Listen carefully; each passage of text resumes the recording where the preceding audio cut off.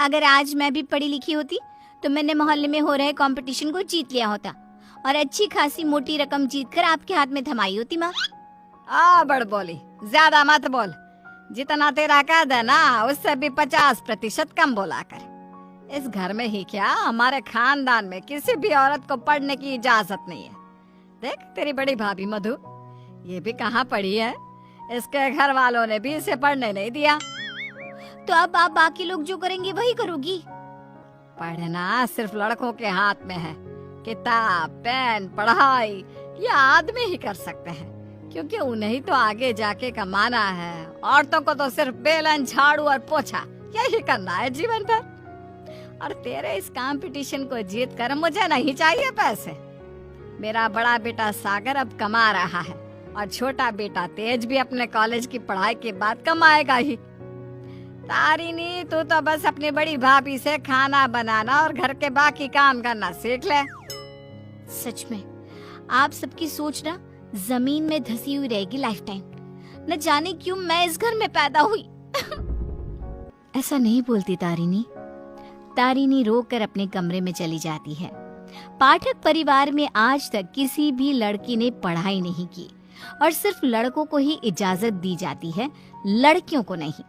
बिंदु के 2 बेटे होते हैं। बड़ा बेटा सागर जो एक अच्छी नौकरी करता है और उसकी बीवी मधु है, और छोटा बेटा तेज जो अभी कॉलेज में अपने लास्ट ईयर की पढ़ाई पूरी कर रहा होता है। बिंदु और यशराज ने कभी अपनी बेटी तारिणी को पढ़ने नहीं दिया, जिसकी शिकायत वो आज तक करती है। तेज को अपने कॉलेज में प्रीति नाम की एक लड़की से प्यार हो जाता है। प्रीति, वो दरअसल मुझे ये बात तुमसे बहुत समय से कहनी है। कल इकोनॉमिक्स के क्लास के बाद मैं तुम्हारे लिए रुका भी था, लेकिन तुम चली गई। बोलो ना तेज, क्या हुआ? क्या कहना है तुम्हें? प्रीति, अब मुझे तुमसे प्यार हो गया है। क्या तुम मुझसे शादी करोगी? देखो, हम पिछले 5 साल से एक दूसरे को जानते हैं। आई नो तेज, जैसे तुमने अपने जज्बातों को मन में छुपा के रखा, वैसे मैंने भी छुपाया। मैं भी तुमसे प्यार करती हूँ, लेकिन मैं तुमसे शादी कैसे कर पाऊंगी? क्यों? कौन रोक रहा है हमें? जहाँ तक मुझे पता है, हमारे शहर में लड़कियों को पढ़ने नहीं देते, ना ही पढ़ी लिखी लड़कियों से शादी करवाई जाती है। तुम्हारी बहन तारिणी भी नहीं पढ़ पाई ना अब तक। I know. फिर तुम्हारी माँ कैसे मानेंगी? तुम इस सब की चिंता मत करो, I'll fix that all। बस भरोसा और हिम्मत रखो। तेज घर जाकर अपने माता पिता बिंदु और यशराज से बात करता है इस बारे में, और प्रीति के बारे में जानकर बिंदु और यशराज कहते हैं, हैं? तू बोरा गया है क्या लल्ला? देख, ये सब हमारे घर में ही नहीं, राज घरानों में भी होता है। अब प्रीति के माँ बाप होंगे फिर फुरी, लेकिन हम नहीं। हाँ बेटा, ये शादी कतई नहीं हो सकती। शादी में लड़का आगे और लड़की पीछे होती है। वैसे ही जीवन में भी पत्नी पति से एक कदम पीछे ही होनी चाहिए। ठीक है, अगर आप लोगों को ये सही लगता है तो मैं भी वही करूंगा जो मुझे सही लगता है। अब आप सब मेरा मरा हुआ मुंह ही देखोगे। गंगाजल तैयार रखिएगा।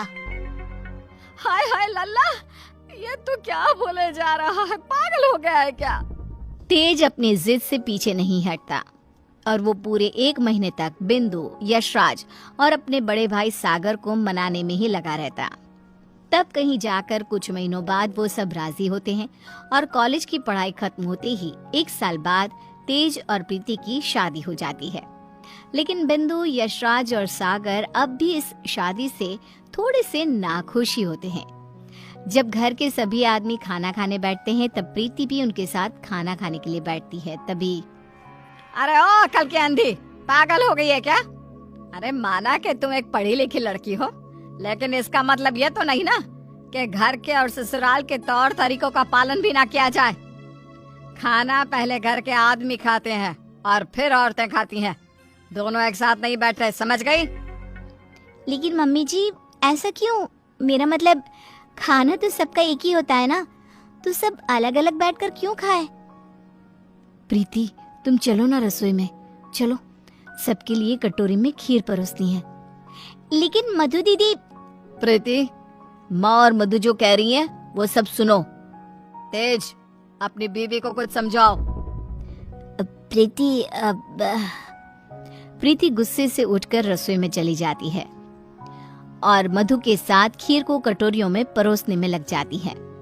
प्रीति, हम इस घर की बड़ी बहू हैं, उसके बावजूद भी हमें हर मामले में, हर काम में पीछे रखा जाता है, जूती की नोक पे रखा जाता है, क्योंकि हम पढ़े लिखे भी नहीं हैं। अब सोचो, हम बड़ी बहू होकर भी हमारा ये हाल है, तो तुम्हारे साथ क्या क्या होगा।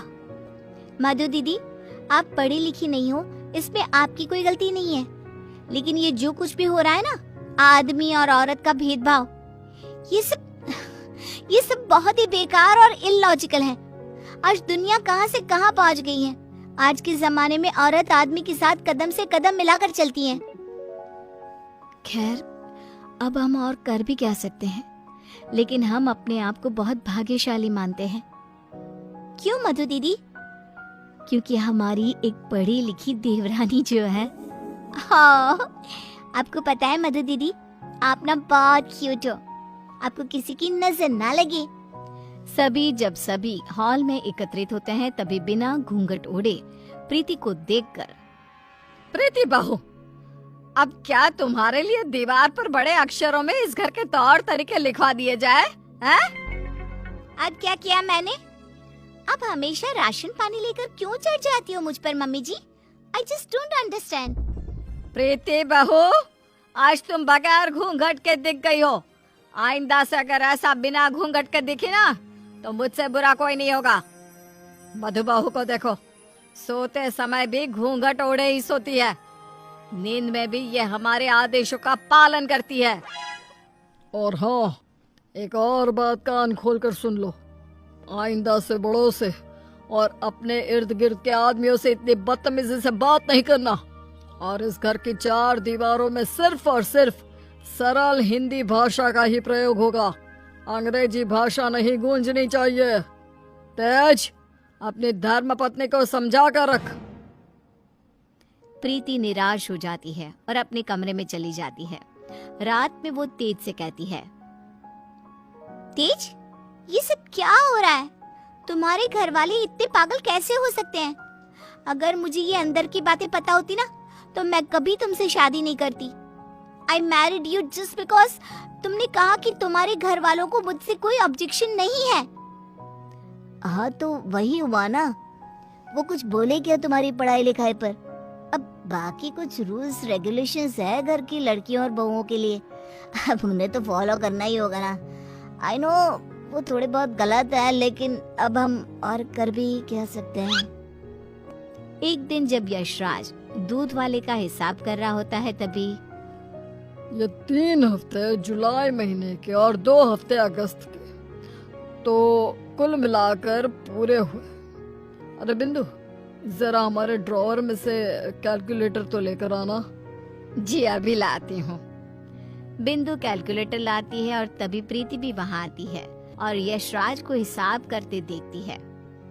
ओफो, ये कैलकुलेटर चल क्यों नहीं रहा? मैं हिसाब कैसे करूँगा?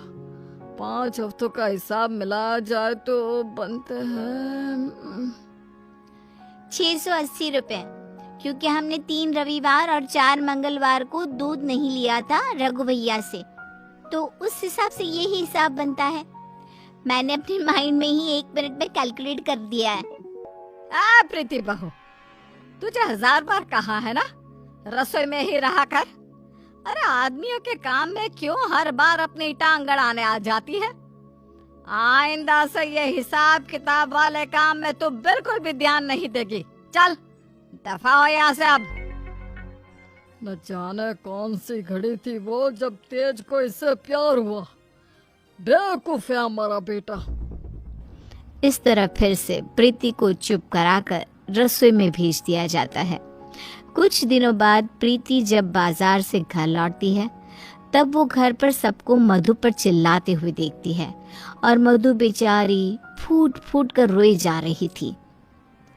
सब तुम्हारी गलती है, तुम्हारी वजह से ही मैं बाप नहीं बन सकता कभी। पता नहीं क्यों आई तुम मेरी जिंदगी में, पनौती हो तुम, पनौती।